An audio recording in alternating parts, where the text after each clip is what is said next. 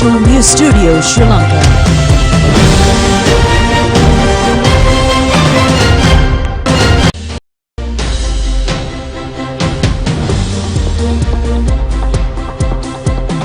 Good evening and welcome to the national news broadcast on Sri Lanka Rupavahini Corporation. I'm Siobhan Pereira. And I'm Shara Mascarenhas. First, it's a look at the day's headlines.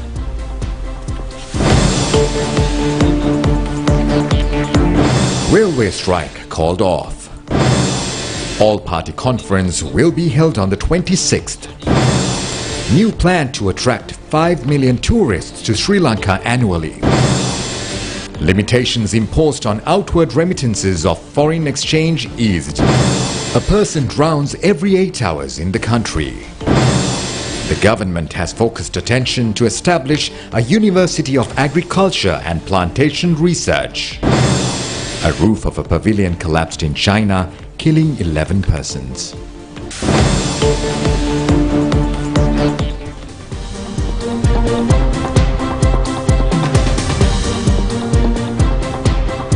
Railway trade unions say that the strike was called off following a discussion between Railway General Manager and the officials. Now, the Locomotive Operators Engineering Association said that due to the trade union action of sick leave campaign, about 70 trains were not operated. Railway employees started this trade union action since yesterday, requesting several demands. Deputy General Manager of the Railways, MJ Indipolage, said the 11 office trains bound to Colombo this morning were cancelled owing to this situation. However, he said that nearly 60 office trains functioned as usual. Trade unions say that although the trade union action was called off, there may be further delays in trains this evening as well.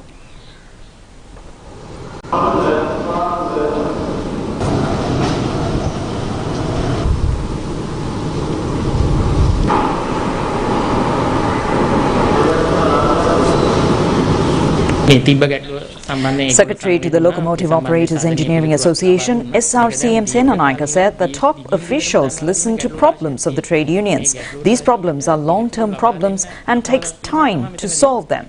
All the engine drivers who engage in sick report move have agreed to report for duty again. The government has decided to hold an all-party conference. President's Media Division says that it has been planned to inform the leaders of all the parties on the 26th that represent the parliament at present.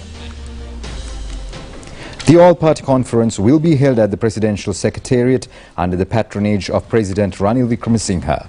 All parties are to be informed with regards to the National Reconciliation Program at this conference.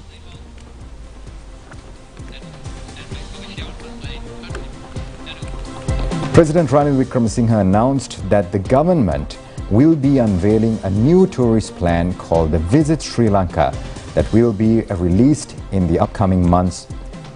He claimed the proposal is in the final stages of the development and would be made public as soon as it is complete.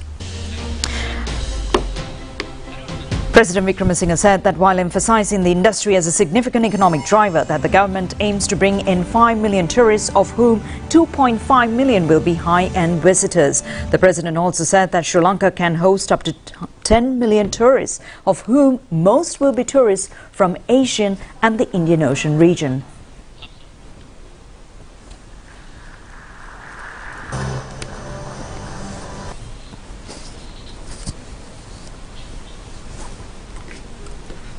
There is a void in our room. We all feel it. These functions would not have been possible without Merrill. And we meet here today for the first time without him. We all feel the sadness. For me, it's also been a personal loss. All the articles on Merrill refer to the tea industry. Dillman, what he has done. He made a similar contribution to the tourism.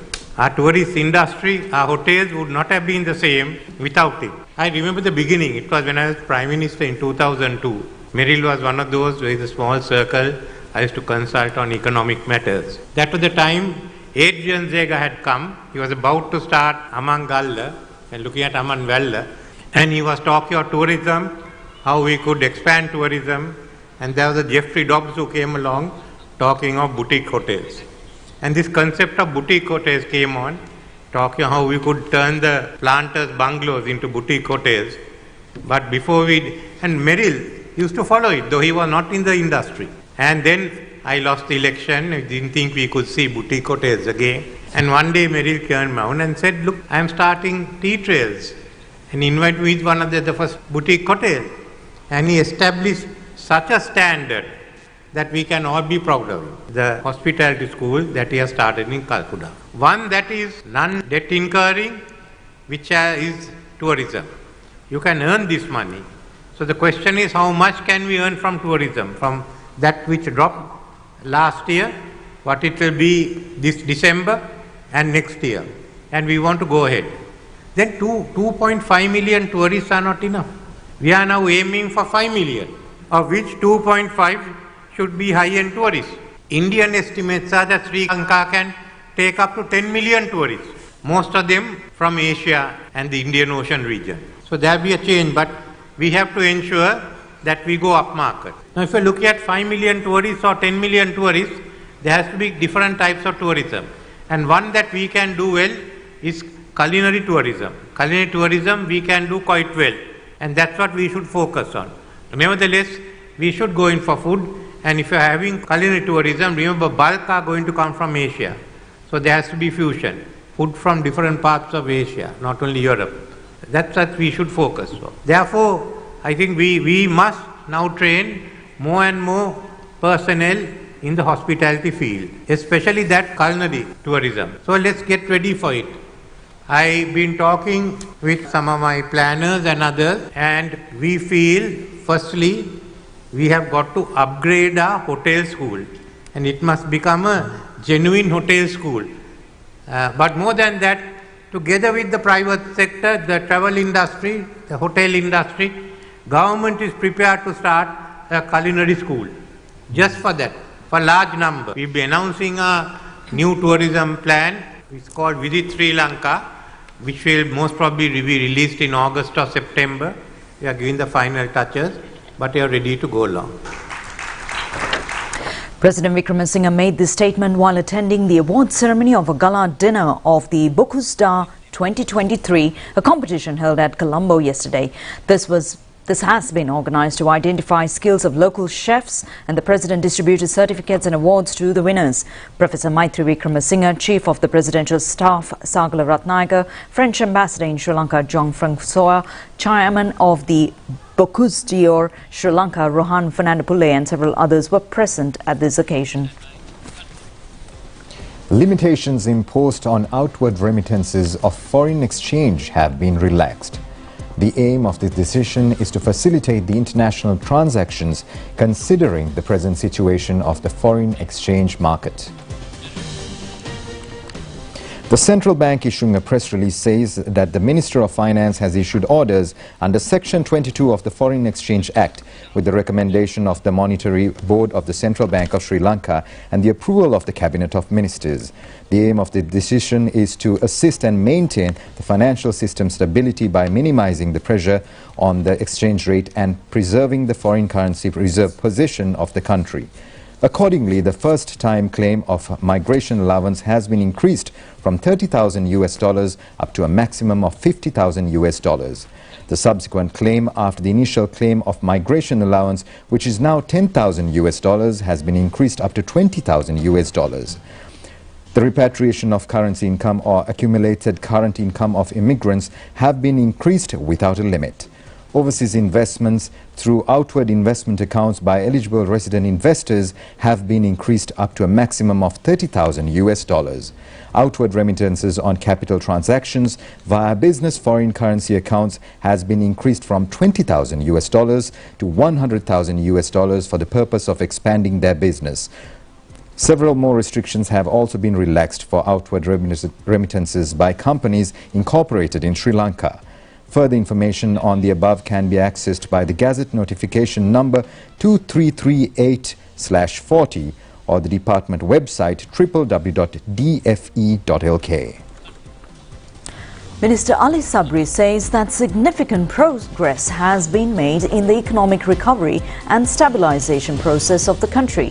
He said that the government will continue to proceed with the newly introduced reforms to achieve the true potential of the economy. He shared these remarks during an interview with the Bayan News Agency yesterday. Now, shifting back to the President's visit, a lot of conversations happened, and it's natural that India is going to talk about the security in the Indian Ocean region. India has its own set of worries, and Sri Lanka has its own set of challenges as well. What kind of conversations were there? Any assurances given by Colombo over what India has its worry regarding the presence of the Chinese research vessels in the region? Yeah, basically there were a conversation which centered around keeping the Indian Ocean as a peaceful region and the commitment towards it. And number two is to be sensitive to each other's security concern. In other words, as far as India is concerned, India's legitimate security concerns to be taken into consideration in whatever the decisions that we are making. So to be fair by India, India didn't ask or wanted us in any way to block any investment from any other countries or any trade with any other countries, and that's all perfectly normal because every country is doing that. But security concerns which are legitimate need to be taken into consideration. So that we have repeatedly told that the legitimate security concerns of the Indian government and people of India will not be compromised by Sri Lanka at any stage, being a responsible neighbor and also a close friend of India for generations. Sir, for a standard operating procedure to be put in place regarding any kind of visits by research vessels, last year incident was something that had remarks coming from New Delhi as well. So any plans to put in place that SOP, or has that SOP been put in place? Yes, we have finalized the SOP, and that SOP is in place, and we will share with all our stakeholders and the friends of the SOPs. We have worked on that over a period of time in line with the UNCLOS, the UN Convention of Law of the Sea. We have developed that, and probably we will put that in place very soon. So the economic crisis of last year was something that shocked the region, it shocked Sri Lanka. India played an important role as well. If you can give us an update to our viewers who will be watching your interview as to what is the situation right now in Sri Lanka in terms of economic crisis, and by when can we expect Sri Lanka to come out of this economic crisis which we saw in past few months? No, thank you. Actually, compared to the last year, we have made a lot of progress. We had a plan how to get over this economic crisis. First step was to stabilize the economy, that is to control the inflation and to eliminate the various queues and shortages. Second one is to recovery, and third phase is the growth. So what now we are going through is the second phase of recovery. We have started to recover. In terms of that, in other words, we have controlled the inflation. Inflation, which was running around 80%, have come down to, we are very confident it will come down to single figure in July, less than 10%. Rupee has stabilized. In fact, until up to recently gained about 20%. Now it has already gained for this year about 10 to 12%. Then there are no queues, 24-hour electricity is available. Tourists have started to come back. Our people who are working, the migrant workers in the Middle East and in East Asia, and also from some of the countries in the West, have started sending their money through the normal channels. So our foreign reserves have significantly improved. So Sri Lankan situation is much better than it used to be. You can see that right now. The New Zealand team to the Asia Cup A teams to so many of cricket matches are taking place. The LPL will take place. Asian Cup will take place. A lot of tourists are coming in. This month, the tourism had picked up very, very well. So we are very, very confident that Sri Lanka is on its path to a moderate recovery. But it's just a first step, a long, long way to go. We understand the gravity of it. And President Wickremesinghe had given leadership to an unprecedented economic reform package in terms of revenue generation, in terms of fiscal discipline. and also in terms of laws which are necessary to curb corruption, and as well as to SOE reforms, that is state-owned enterprises reform, in order to provide a private sector growth engine into the Sri Lanka's growth trajectory. So all in all, we have made some good progress, but a long way to go. I could only see some resemblance and similarities of what Indians did in the early 90s when they went through this.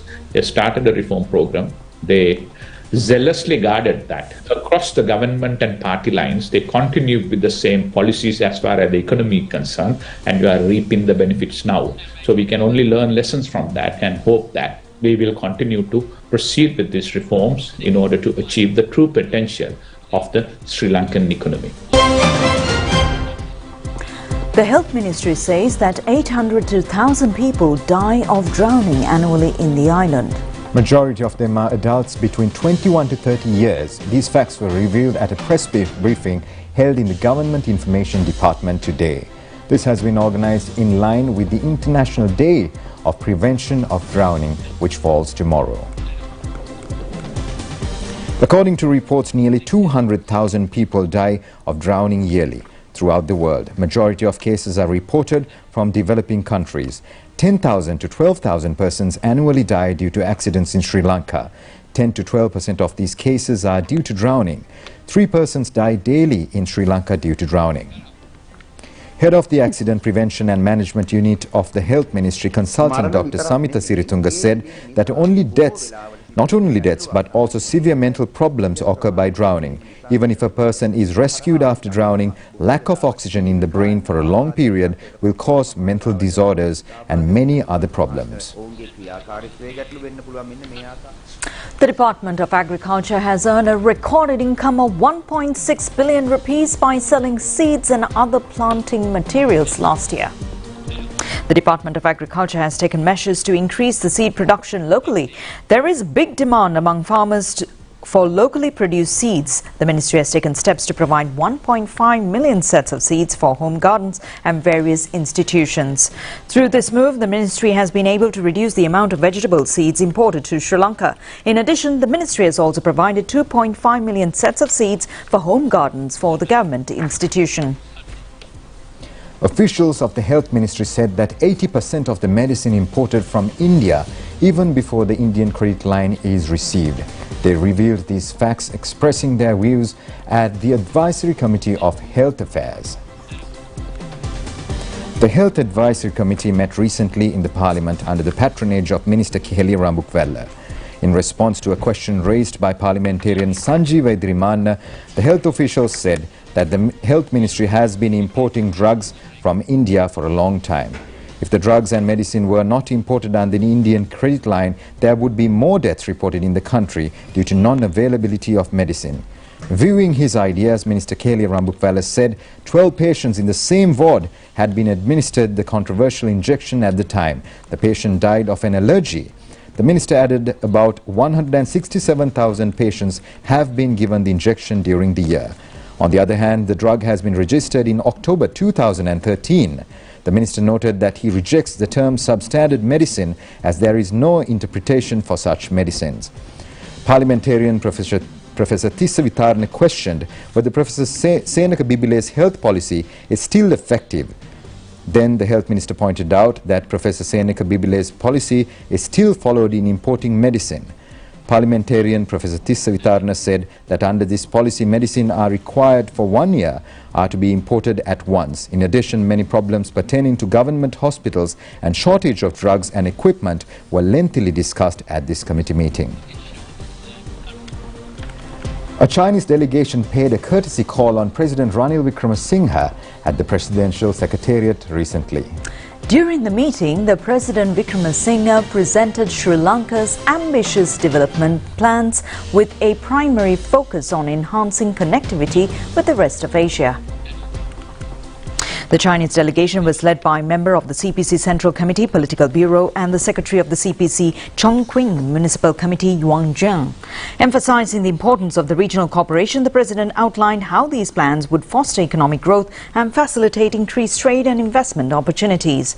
President Wickremesinghe briefed the Chinese delegation on the commendable progress being made in the country's debt restructuring efforts. He expressed this confidence that upon successful completion of the restructure, several halted development projects would resume promptly and further bolstering the nation's economic development. The Chinese delegation appreciated the President's steadfast efforts to stabilize Sri Lanka's economy amid challenging circumstances. They expressed optimism and confidence in the country's future economic growth trajectory.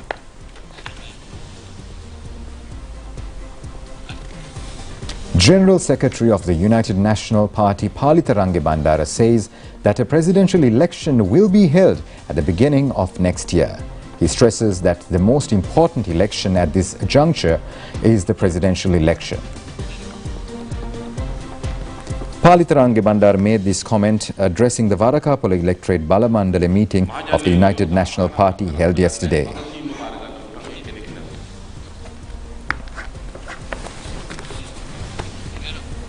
The Kalawan electorate Balamandal meeting of the United National Party was also held yesterday with the participation of a large crowd.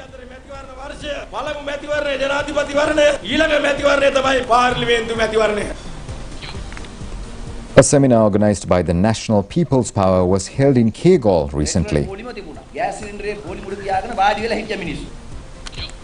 The 143rd Samagi Jana Paura of the Samagi Jana Balavegya was held at Soisapura in Moratua yesterday. The Kalawan electorate Balamandala meeting of the Sri Lanka Podujana Peramuna was held yesterday with a large gathering.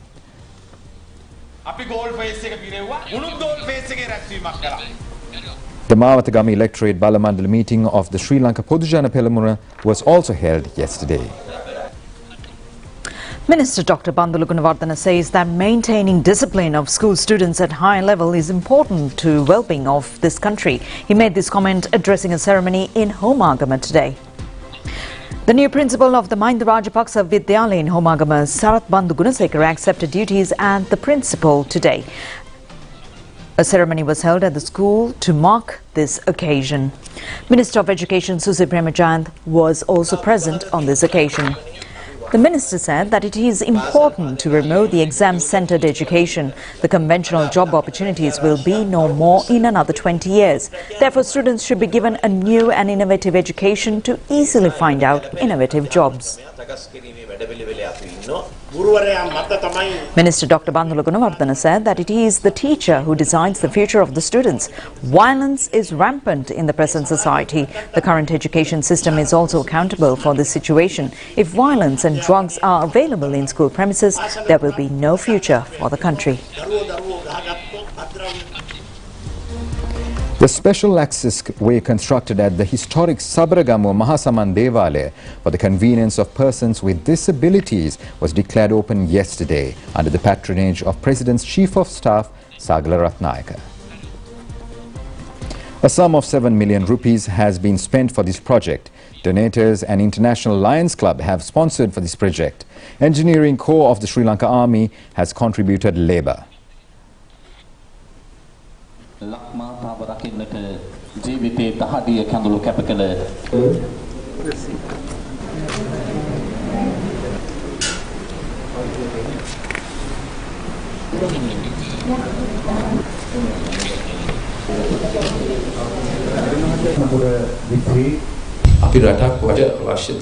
President's Chief of Staff Sagala Ratnayaka said that we should develop our country collectively. In this process, facilities should be given to persons with special needs.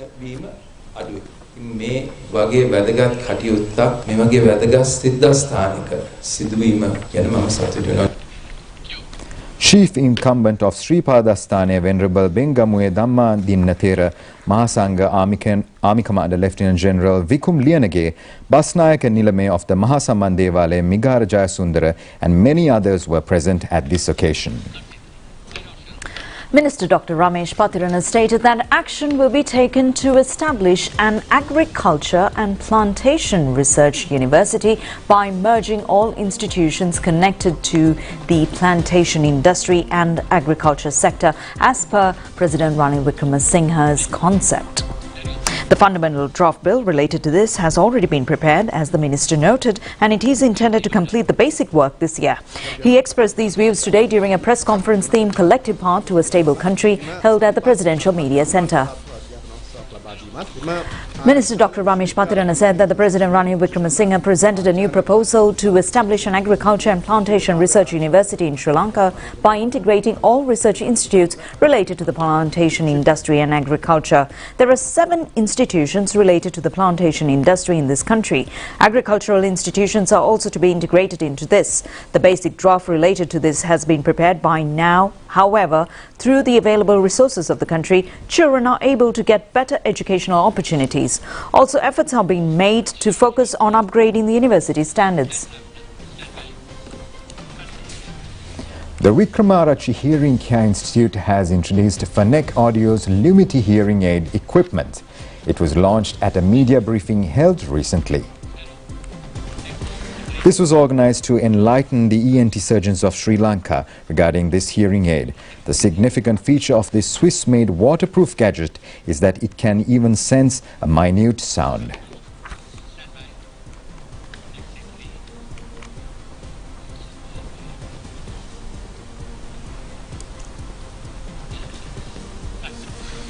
The tourism forest park titled Pom Pom Arboretum was declared open recently. This tourism forest park, which is only the dry zone herbarium, was initiated about 5 decades ago, as this is located 2 kilometers away from the Dambulla Kandalama road in the Matale district.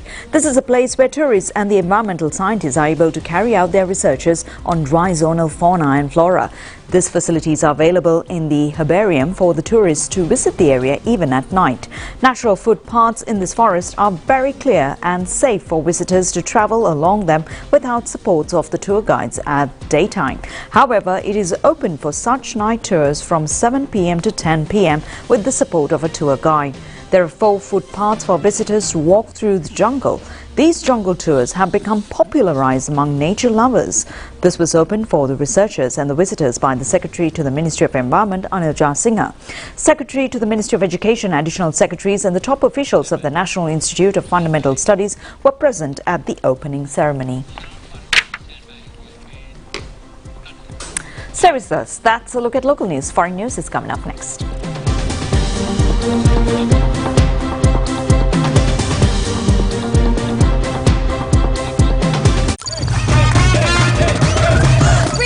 Kami, fan kamay!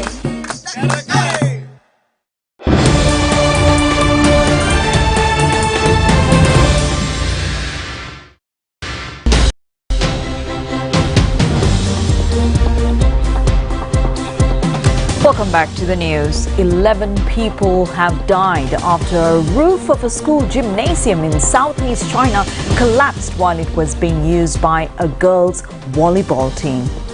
Many of the victims are alleged to be children, although yet to be officially confirmed. Anguished parents have thronged a nearby hospital seeking updates. Only 8 of the 19 people who were inside the gym in the industrial province of Heilongjiang survived. Police have detained the management of the local construction company. They have been accused of dumping perlite, a form of volcanic glass, on the roof of the gym while working on an adjacent building project. The mineral had soaked up rainwater following heavy downpours, which sent the roof into a collapse, according to the foreign media.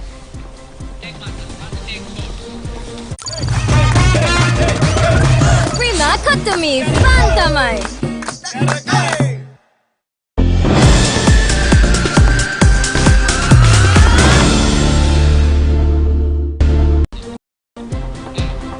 Pakistan were 145 runs for the loss of 2 wickets against Sri Lanka in the first innings of the second test at the stumps of the first day. The match is being played at the SSC grounds in Colombo. Sri Lanka won the toss and decided to bat first. However, Pakistan bowlers restricted Sri Lanka's first innings to 166 runs. The highest scorer is Dhananjay De Silva, who made 57 runs. Ahmed claimed 4 wickets and Nazim 3 wickets in the Pakistan innings. Abdullah, who scored 74 runs, not out for skipper Babar, had at the crease. Asith Fernando claimed 2 Pakistani wickets.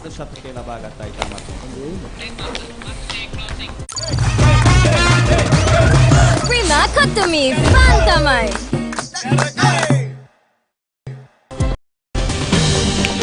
And that's a wrap on the news broadcast on Sri Lanka Rupavahini. Wishing you a pleasant evening. My name is Siobhan Pereira, together with Sharon Mascarinias. Wishing you a pleasant evening.